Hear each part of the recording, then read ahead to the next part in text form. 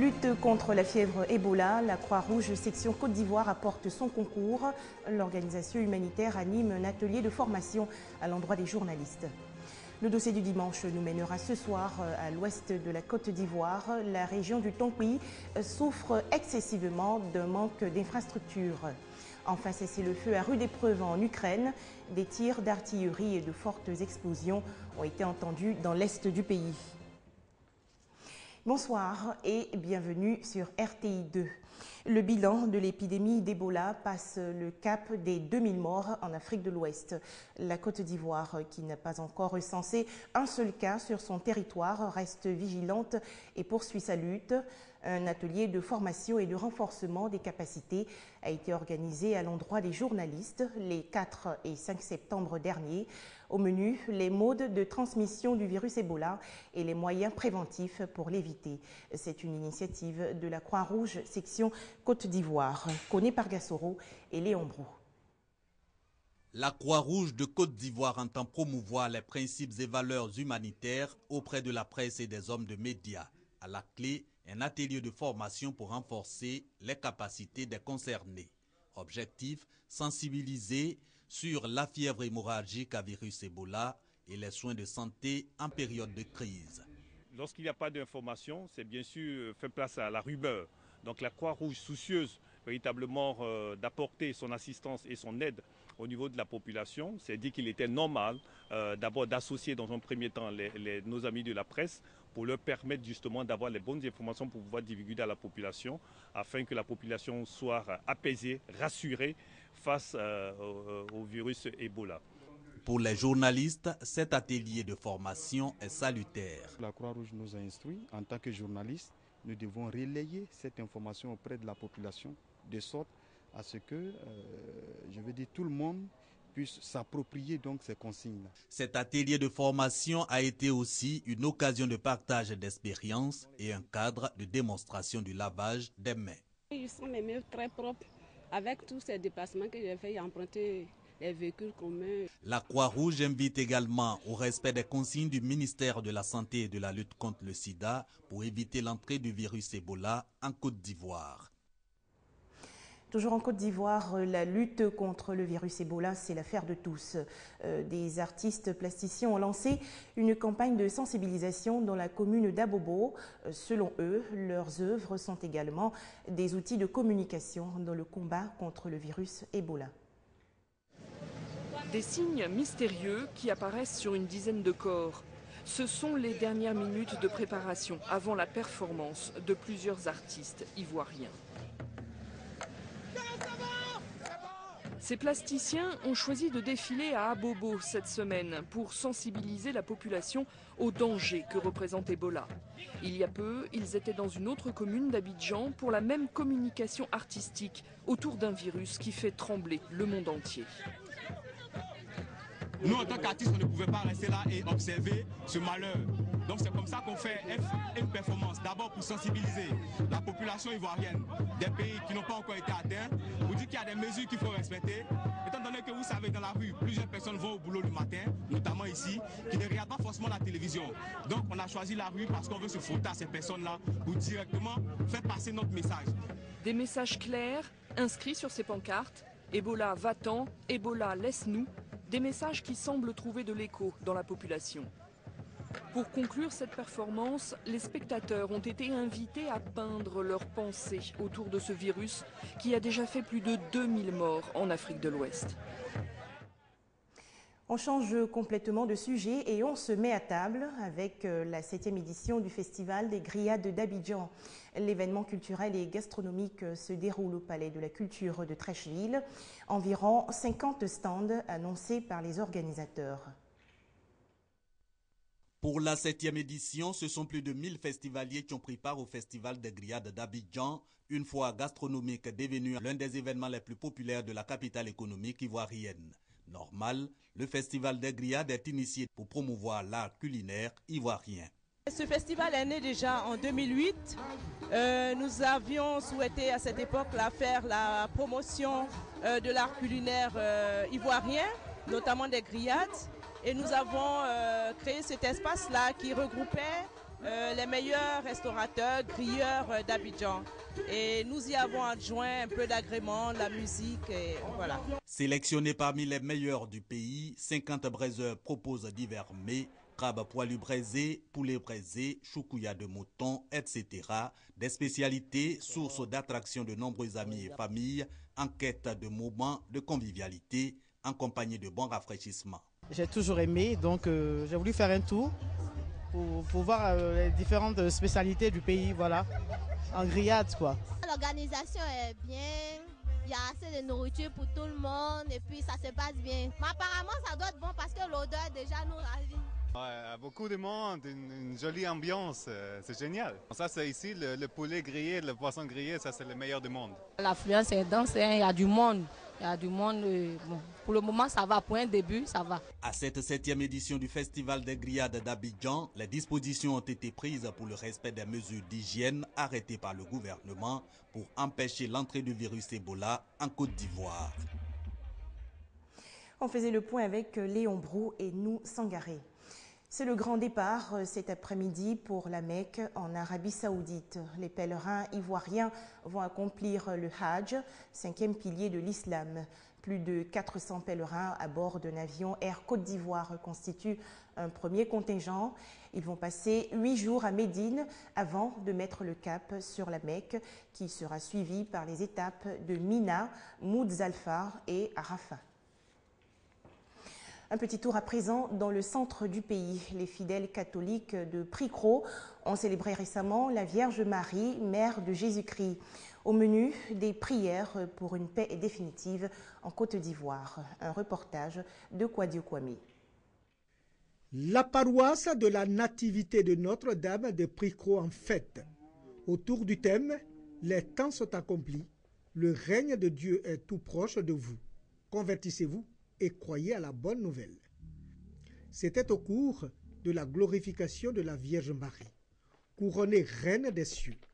En tant que mère de Dieu, son corps n'a pas connu la dégradation, la corruption du tombeau.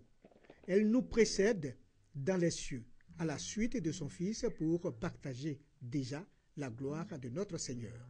À ce rendez-vous religieux, les fidèles de la paroisse et toutes les communautés villageoises étaient tous invités à effectuer un pèlerinage pour se rendre au pied de la statue de la Vierge de Guadeloupe, pour saluer son avènement en cette terre de Pricro, dans l'archidiocèse de Bouaké et même en Côte d'Ivoire. D'une part et d'autre part, célébrer la glorification de la Vierge Marie.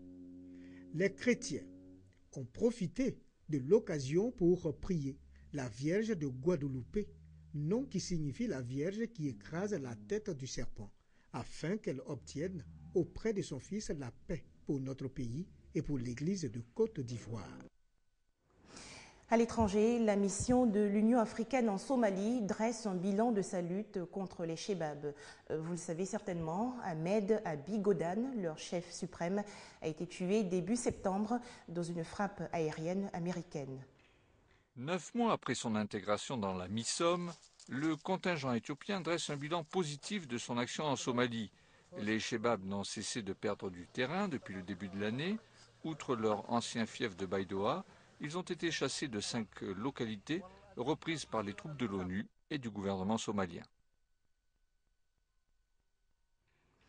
Mahmoud Abbas va-t-il mettre ses menaces à exécution? Le président palestinien, en tout cas, veut mettre fin à son partenariat avec le Hamas, l'accusant de garder le contrôle de Gaza, tandis que le chef du gouvernement d'Union nationale s'avoue pieds et poings liés face au regain de division chez les Palestiniens. Première violation des portances de la trêve conclue en Ukraine. 30 heures après l'accord de cessez-le-feu dans l'est du pays, des tirs d'artillerie ont été entendus hier à Mariupol et des fortes explosions ont retenti aujourd'hui à Donetsk. Une femme de 33 ans tuée et 4 personnes blessées à Mariupol la nuit dernière.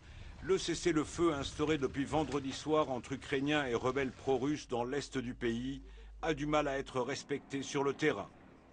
Plusieurs bavures sont intervenues la nuit dernière et dans la journée de dimanche, comme on peut le voir sur ces images tournées dans le port stratégique sur la mer d'Azov. Les tirs ont atteint une station d'essence, un restaurant et un motel se trouvant sur la route menant à Novoazovsk, sous contrôle rebelle. La population, qui faisait ce matin l'état des lieux, n'en est que confortée dans ses doutes. Nous espérions que les choses allaient se calmer. Mais à mon avis, personne ne le veut de l'autre côté. Ils n'ont pas déclenché tout cela pour se réconcilier juste après. Annexer 2 régions, ça sème la pagaille. Les bombardements ont également ciblé les forces gouvernementales, poussant les autorités de Kiev à faire une mise au point. Les troupes ukrainiennes sont en totale conformité avec les conditions de la trêve et du cessez-le-feu. Dans le même temps, au cours des dernières 24 heures, certains de nos checkpoints ont été bombardés par les terroristes. Même situation de tension et de peur à Spartak, un peu au nord de la ville de Donetsk, fief des séparatistes. Des explosions retentissaient régulièrement et des fumées noircissaient le ciel. À pied, à vélo ou en voiture, les quelques familles qui s'accrochaient à leur maison ont fini par se décider à partir.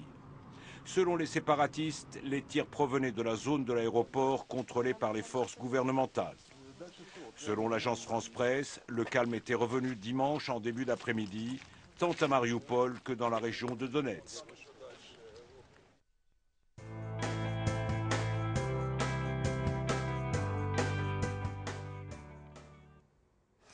La beauté de la région du Tongpi relève désormais du passé. La localité naguère fière de ses massifs montagneux et de sa végétation luxuriante rencontre aujourd'hui de nombreuses difficultés.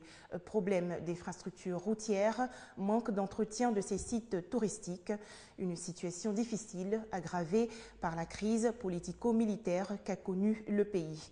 Le dossier du dimanche, Doigt de Laser.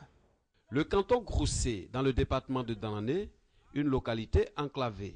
Plus de 5000 âmes vivant dans le canton sombrent dans le désespoir pour faute de route.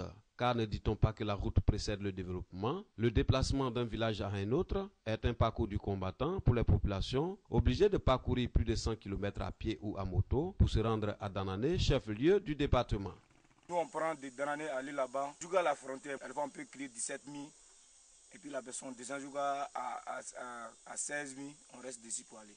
Le coin, ça peut dépasser 100 km. La route reliant Danané au village de Daleux, érigée récemment en sous-préfecture, une première dans l'histoire du canton, est impraticable. Il faut 5 heures de voyage à moto pour atteindre la ville de Danané, après avoir déboursé la somme de 15 à 20 000 francs CFA, le transport pour une distance de 34 km.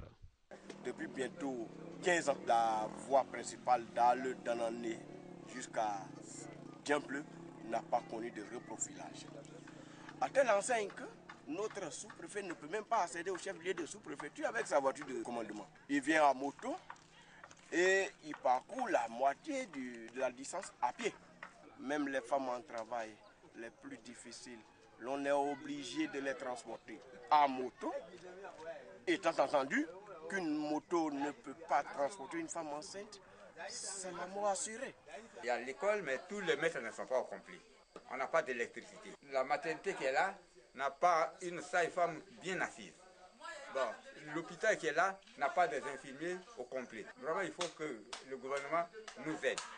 Malgré les réactions de Daleux en sous-préfecture, le canton Groussé souffre de manque d'infrastructures de développement. Pas d'électricité ni de l'eau potable. La plupart de nos villages sont plongés dans le noir. De grosses agglomérations, des chefs-lieux de sous-préfecture, beaucoup de nos sous-préfets s'éclairent à la lampe tempête. Ça fait partie de leurs soucis. Depuis 10 ans, il n'y a pas eu d'école dans cette région. Toujours dans la région du Tongpi, beaucoup de localités souffrent encore des effets des crises sociopolitiques qu'a connu la Côte d'Ivoire. À Biankouman, les sites touristiques n'existent plus que de nom depuis plus de 10 ans. L'hôtel Les Lianes, le réceptif hôtelier bâti en habitat traditionnel de type case ronde, est tombé en ruine. Arbres et lianes se disputent murs et chambres. Même la piscine n'a pas échappé à l'abandon. Une situation que déplorent les populations de la localité. Il y avait 205 cases. Ça joue aussi sur le problème économique, puisque quand le village est fréquenté par les touristes, il va de soi que les paysans, ceux qui savent fabriquer quelque chose, comme les artisans, même les femmes qui partaient au champ, le groupe qui faisait aussi le pont de lianes, tout le monde gagnait. Tout est tombé en ruine. nous n'avons presque plus d'espoir. L'hôtel Les Lianes constituait autrefois une attraction pour les touristes occidentaux et africains avant les différentes crises sociopolitiques en Côte d'Ivoire. Pour les populations et les autorités politiques de la commune de Biakouma, la réhabilitation de cet édifice devrait favoriser la relance du tourisme dans le département. Celui qui a laissé cet héritage, c'est l'ancien ministre des Tourismes de Côte d'Ivoire, Loi Diomandé. Aujourd'hui, voir ce joyau hôtelier en ruine, je ne suis que triste. Je voudrais inviter tous les opérateurs économiques qui sont engagés dans le tourisme, dans l'hôtellerie, à venir découvrir ce site. L'hôtel Les Lianes recevait par jour plus de 100 touristes nationaux et internationaux attirés par le pont de Liane de Guessesso, les masques et les danses du terroir d'An. Voilà, c'est tout pour aujourd'hui. Merci à vous et on se retrouve demain avec beaucoup de plaisir sur RTI2.